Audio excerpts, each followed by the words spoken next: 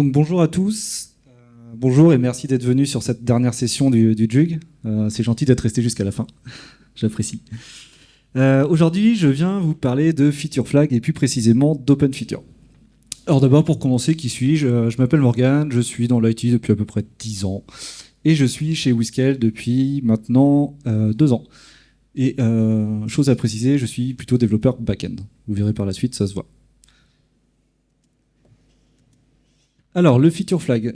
Pour commencer, une petite définition. Donc, vraiment, ma définition, ça va être la capacité à activer ou désactiver, et j'insiste sur le mot désactiver, une fonctionnalité sans pour autant livrer une nouvelle version de votre application.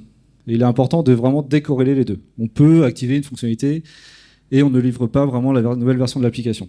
Il faut bien l'avoir en tête. Quand est-ce qu'on va utiliser nos feature flags ? Moi, j'y vois vraiment 2 usages, et c'est des usages que j'ai pratiqués en mission, sur 2 axes. Dans un premier temps, on va essayer de fiabiliser nos déploiements, et dans un second temps, de livrer plus fréquemment. Alors, fiabiliser vos déploiements, livrer plus fréquemment, je ne sais pas si parmi vous, vous connaissez les KPI DORA, les DevOps Research and Assessment de Google, qui servent à mesurer la maturité de DevOps de l'équipe. Voilà, le Feature Flag est vraiment un levier pour améliorer ces KPI. Alors je vais commencer par fiabiliser nos déploiements. Je disais, j'insiste sur le mot vraiment désactiver. Pourquoi ? Imaginons, vous livrez une nouvelle feature en production, ça crache, c'est pas beau, l'utilisateur n'est pas content, il va s'en aller de votre site. Vous voulez vraiment résoudre cette anomalie au plus vite. Qu'est-ce que vous faites ? Vous appuyez sur le bouton, la feature disparaît, tout le monde est content. Vous avez moins de maintenance, vous fixez ça tranquillement, vous retestez votre application et vous relivrez. Et vous avez vraiment ce levier d'appuyer sur le bouton et hop, on désactive la feature. Et dans un second temps, livrer plus fréquemment sous 2 aspects, on va restreindre l'accès aux fonctionnalités. Moi, je m'appelle Morgane, je suis PO de l'équipe JUG. Je veux avoir l'accès à la fonctionnalité avant tout le monde. Je veux vérifier qu'elle est OK. Et pour autant, ma fonctionnalité, vous vous rappelez, c'est décorrélé du code source. Le feature flag est décorrélé du code source. Donc ma fonctionnalité, elle est déjà en production. Donc je vais tester potentiellement en production. Et si en tant que PO, je considère que c'est OK, j'appuie sur le bouton, je l'active pour tout le monde, et tout le monde bénéficie de la fonctionnalité. Et dans un second temps, on va également vouloir expérimenter. Potentiellement, une fonctionnalité, on n'est pas trop sûr, ça va peut-être générer des bugs, trop d'appels serveurs, trop de maintenance, donc trop d'argent. Et maintenant, on va vouloir mesurer le nombre de fois que notre feature est utilisée. Et si elle n'est pas beaucoup utilisée, on ne va pas la garder. On la désactive, et ensuite on pérennise ça dans le code en la supprimant définitivement. Une notion très importante sur le feature flag, voilà, si vous devez retenir quelque chose du feature flag, c'est que le flag doit être temporaire. Vous devez le supprimer une fois que vous n'en avez plus besoin. Le feature flag, ce n'est pas là pour configurer votre application. Vous avez d'autres outils pour ça. Pourquoi il doit être temporaire ? Imaginons, tout à l'heure je vous parlais de contexte. Moi, en tant que, je suis toujours PO, Morgane, toujours PO de l'équipe JUG. Bah ouais, ok, je vois la feature qui apparaît en haut à gauche. Mais toi, en tant que Marie, tu vas voir ta fonctionnalité en bas à droite. Bref, vous allez avoir un affichage de la page qui est complètement contextuel, et en termes de maintenance, ça devient illisible. Idem pour le code. Vous êtes dans votre code, vous allez avoir plein de if, et ça, c'est pas ok. Donc voilà, pensez vraiment à supprimer vos feature flags.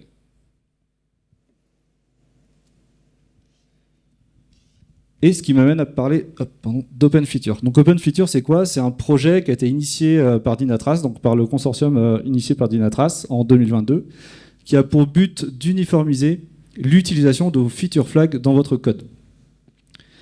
Donc actuellement, il y a plein de flag management systems. Donc les flag management systems, c'est ceux qui vont héberger vraiment vos flags.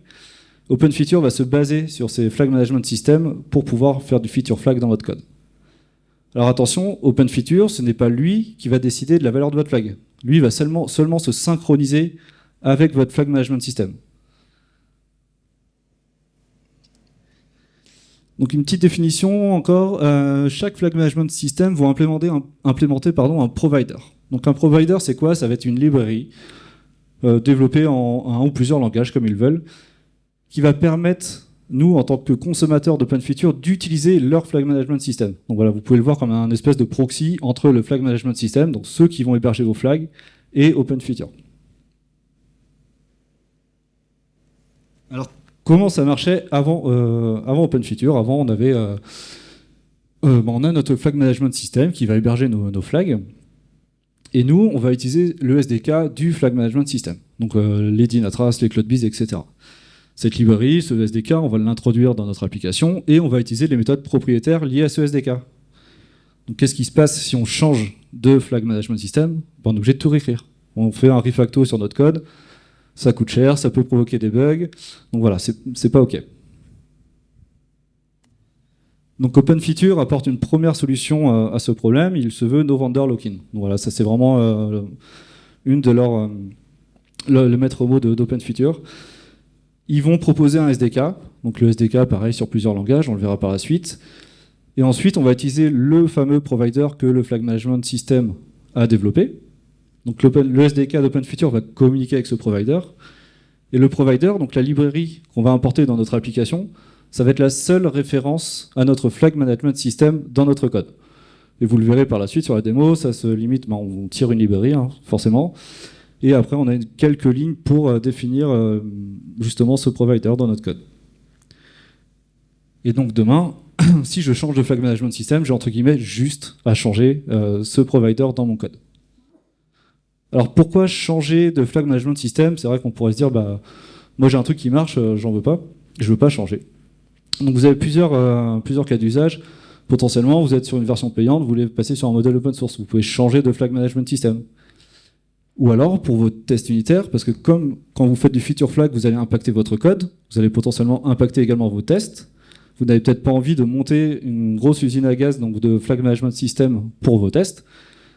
Et du coup, vous allez utiliser des modèles un peu plus légers. Donc voilà, vous aurez 2 Flag Management System, un pour vos tests et un pour votre code.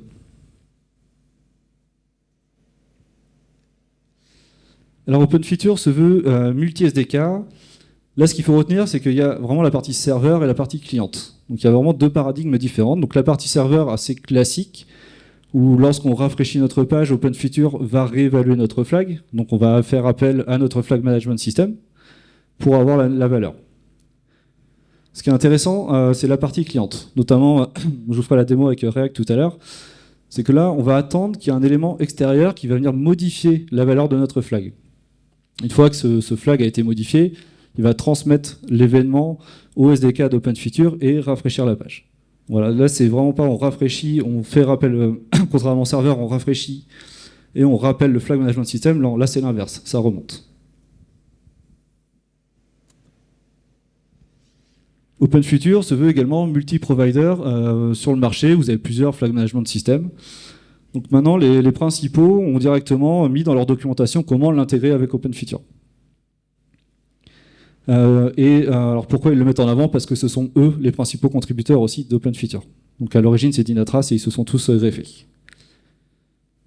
Personnellement, si je m'arrêtais sur ces Flag Management Systems, je vous conseillerais de regarder GoFeatureFlag, donc c'est le petit en haut à gauche, qui est maintenu par Thomas Poignant, qui permet de stocker les flags dans plusieurs endroits. Donc vous pouvez faire ça sur du S3, du Mongo, sur GitLab et autres. Donc voilà, il fait proxy sur ces différents outils et c'est assez intéressant. Pour les tests et même pour une question de légèreté, j'utilise également FlagD, donc là c'est le logo en haut à droite. FlagD, c'est un Flag Management System qui est maintenu et développé par OpenFeature. Donc voilà, c'est un petit démon qui vient manger un fichier JSON et qu'on peut utiliser assez facilement. Et donc pour la partie démo, sur ces terres rochelaises, j'ai besoin d'une application qui va m'afficher le score entre le stade Rochelet et le stade Toulousain. Sauf que j'avais une vieille version de cette application, j'en ai développé une nouvelle. Donc là, j'ai un premier feature flag pour activer ou non cette nouvelle version. Donc pour ça, j'ai mon projet, mon API qui me renvoie le score en Java, et j'ai un front office en React. J'ai un second feature flag qui va activer ou non l'affichage des marqueurs du match. Donc la première chose à faire, et il faut faire attention à ça, lorsque vous utilisez OpenFeature, c'est quel Flag Management System vous allez associer. Et oui, parce qu'ils n'ont pas tous développé un provider sur le langage que vous utilisez. Je vous ai dit, j'ai du Java. Là, j'ai Chameleon en bas, au milieu, en bas, là, qui ne supporte pas Java. Donc je peux l'éliminer de facto. Et idem pour Split en bas à droite. Donc voilà, vraiment faites attention à ça.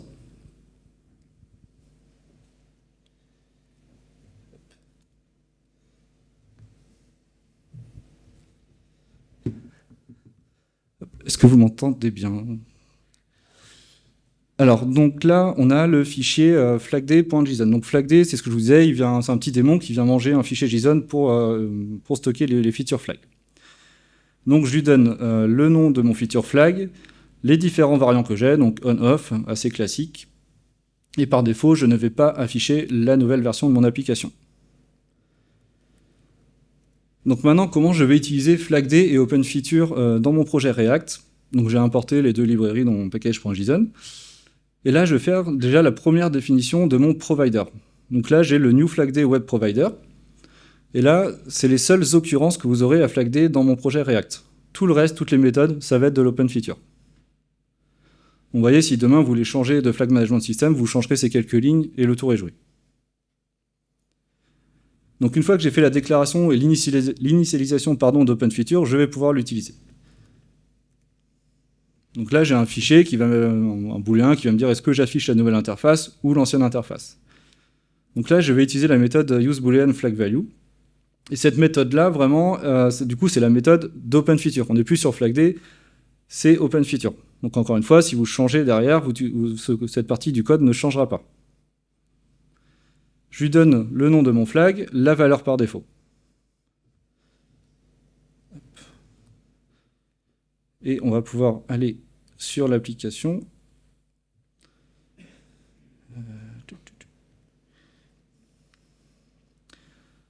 Alors je vous ai dit, je ne suis pas dev front du tout. J'ai une belle application qui m'affiche le score.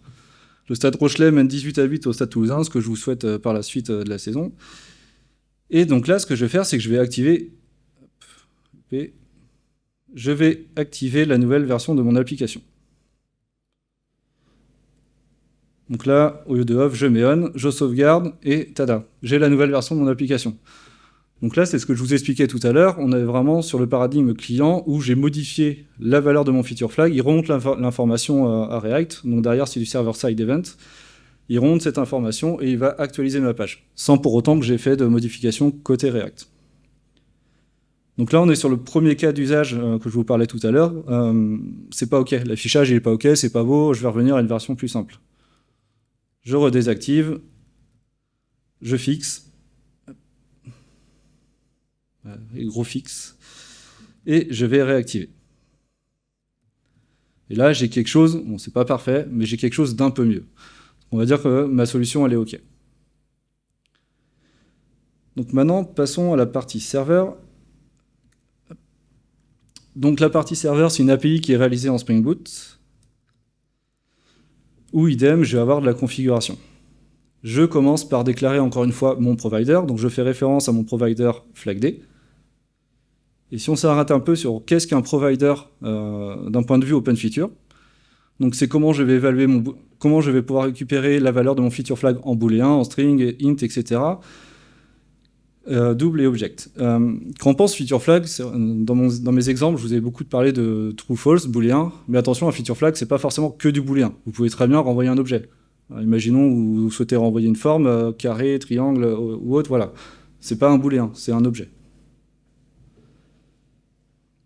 Et si on regarde les différentes implémentations que propose OpenFeature, donc on a le flagd provider, parce que forcément j'ai tiré le provider lié à flagd, mon flag management system, mais par défaut, OpenFeature propose deux autres providers. Le in-memory provider, donc celui-là qui est très pratique justement pour vos tests unitaires, vous pouvez le déclarer vos flags en dur dans vos tests, et ça fait très bien le job. Et le no-op provider qui va lui renvoyer simplement la valeur par défaut. Alors pourquoi l'utiliser le no-op provider ? Demain, vous allez peut-être lancer un projet, vous savez que vous allez faire du feature flag, pour autant vous n'avez pas défini le flag management system.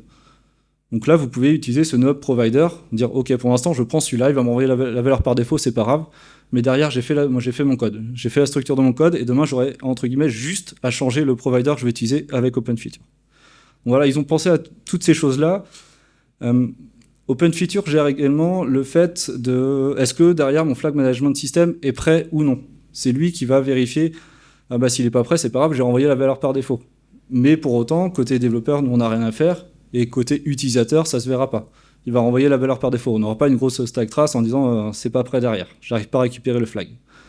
Donc voilà, l'avantage d'OpenFeature, c'est qu'ils ont aussi pensé à ces choses-là.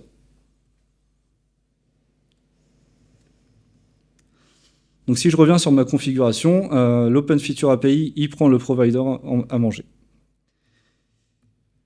Et donc j'ai mon API, donc endpoint / scoring, et je vais pareil utiliser la méthode getBooleanValue pour savoir si oui ou non je dois afficher les marqueurs. Et là je vais rajouter une notion importante également, la notion de contexte. Quand on va vouloir évaluer un contexte, un feature flag, on va pouvoir lui passer un contexte, donc du coup d'afficher conditionnellement le feature flag selon le contexte qu'on lui donne. Donc si je retourne sur les définitions de mes feature flags, là en plus du on-off classique et le default variant à off, je vais lui dire si le trigram est jug, alors je l'affiche.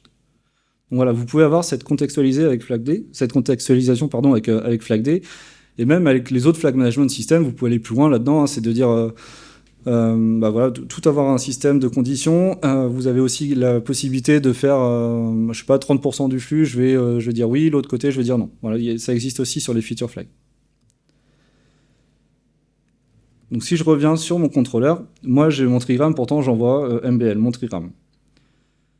Et OpenFeature propose la notion de mutable context. Donc s'il y a mutable context, il y a immutable context également.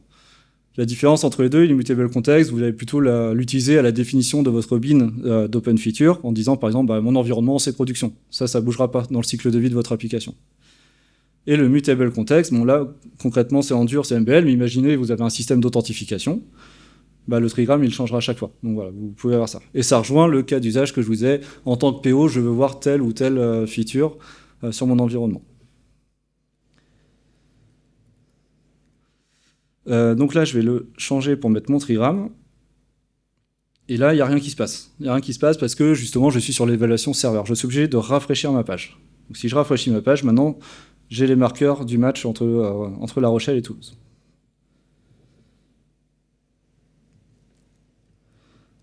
Donc si je reviens sur ma configuration, vous l'avez peut-être vu, j'ai ajouté un hook. Donc OpenFeature API, add hook.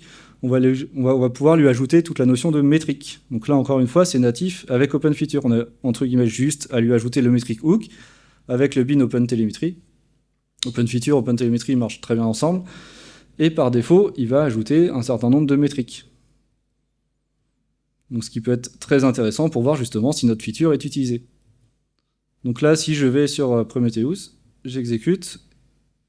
Désolé, c'est un peu petit. Là, je peux voir le nombre de fois que mon flag a été utilisé. Et également utilisé avec tel contexte. Voilà. Après, libre à vous de faire des jolis graphes sur Grafana avec Prometheus.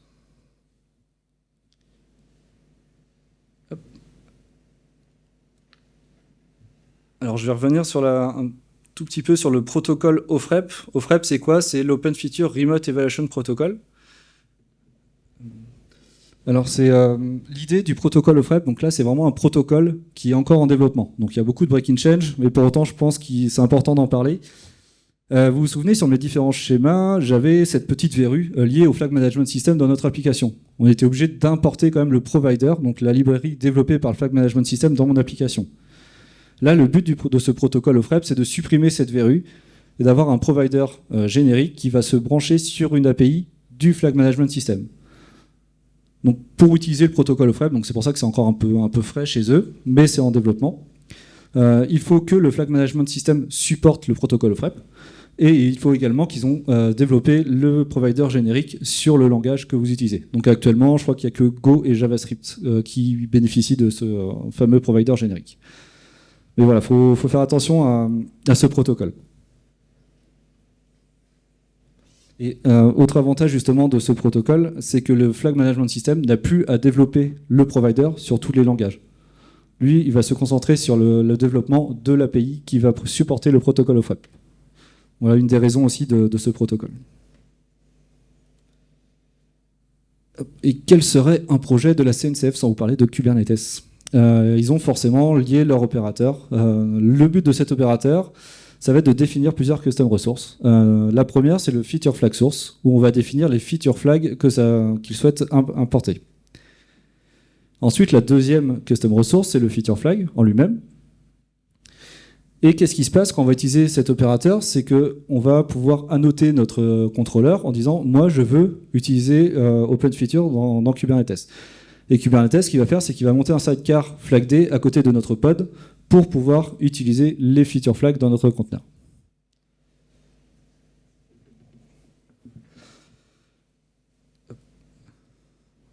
Alors, je vais repasser sur la démo. Alors déjà, comment on va définir notre feature flag sur Kubernetes? Donc, on a un feature flag qui s'appelle marker, donc toujours avec les variants et le targeting. Donc là, concrètement, on est passé du JSON au YAML. Là-dessus, il n'y a pas de différence. Ce qui est important au niveau de la source, c'est que là, ma custom resource feature flag source va prendre comme feature flag le marqueur Kubernetes. Là, vous voyez que les sources, c'est un tableau. Donc ça veut dire qu'il peut prendre plusieurs entrées. Vous pouvez utiliser plusieurs feature flags dans une même source. Le provider, c'est Kubernetes. Donc en fait, il existe aussi d'autres providers. Vous pouvez très bien importer des feature flags que vous avez définis sur Git ou autre. Donc ça, c'est possible. Personnellement, je ne vous conseille pas, si vous êtes sur la définition de Kube, restez sur Kube. En plus, là, vous avez l'avantage de pouvoir d'avoir une approche GitOps dans la déclaration de vos feature flags. Et au niveau du deployment, comment ça se passe? On va annoter, donc on va faire openfeature.dev enable à true. Et rien qu'avec cette ligne, l'opérateur Kubernetes, lui, c'est lui qui va monter le sidecar à côté de notre pod, à côté de notre contrôleur. On va lui définir la source qu'on utilise. Donc là, ça veut dire qu'on est en capacité de maîtriser quel flag on injecte dans notre conteneur. Et derrière, on est capable d'utiliser flagd en localhost parce que dans le pod, les deux conteneurs communiquent entre eux.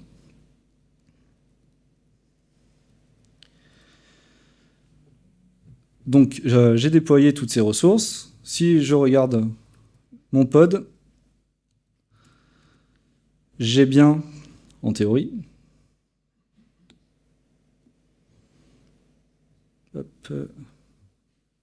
j'ai bien mon premier conteneur donc, qui correspond à l'API qui me renvoie le score. Et mon deuxième conteneur, flagd, qui contient, lui, nos feature flags. Donc maintenant, si je retourne, si je vais voir... Donc là, j'ai fait un port forward du 80-80 sur 80-81 pour avoir cette API sur mon poste. Si je rafraîchis, j'ai bien mon score, mais sans les marqueurs, parce que mon feature flag me dit que ce n'est pas le bon trigram.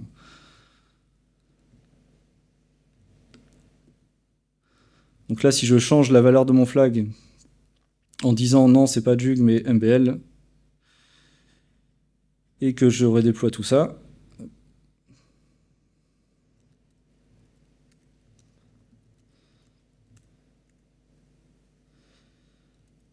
et si je rafraîchis ma page, maintenant, j'ai bien les marqueurs.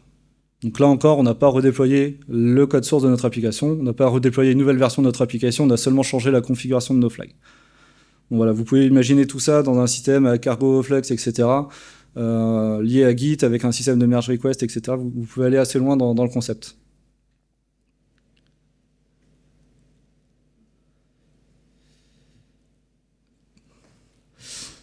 Et pour conclure, si vous pensez faire du feature flag, pensez à OpenFeature.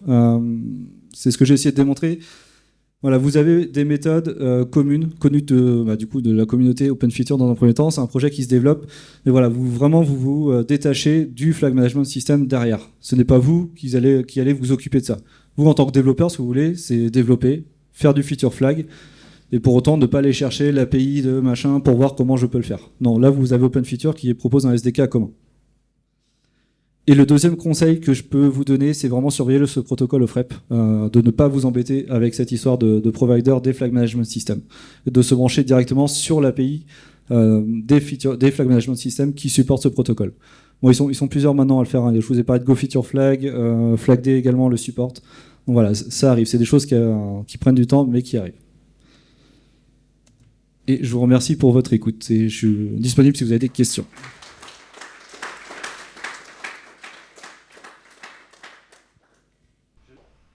Question, est-ce qu'il est possible de monter de l'OpenFeature avec des variables banques par exemple, tant qu'on n'a pas d'arriver à avoir d'infrastructure réellement pour faire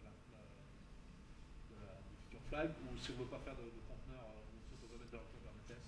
Bah, dans ces cas-là, je te propose d'utiliser soit le node provider qui va renvoyer la variable par défaut, ou alors le in-memory provider, sur lequel aussi tu pourras charger. Mais honnêtement, le flag-D, c'est juste un conteneur qui tourne à côté, c'est assez simple à utiliser. Est-ce que dans les outils que tu as présentés, il y en a certains qui disposent d'une UMI, par exemple, pour permettre à des PO d'activer les flags? Ouais, bah les deux, pareil, FlagD ou GoFeatureFlag, sur leur site, ils ont un éditeur en ligne. Parce que c'est vrai que la syntaxe est un peu indigeste. Là, j'avoue, je ne l'ai pas fait tout seul non plus. Mais oui, ils ont les UI pour le faire. Ben, je vous propose d'arrêter là et je vous souhaite un bon retour.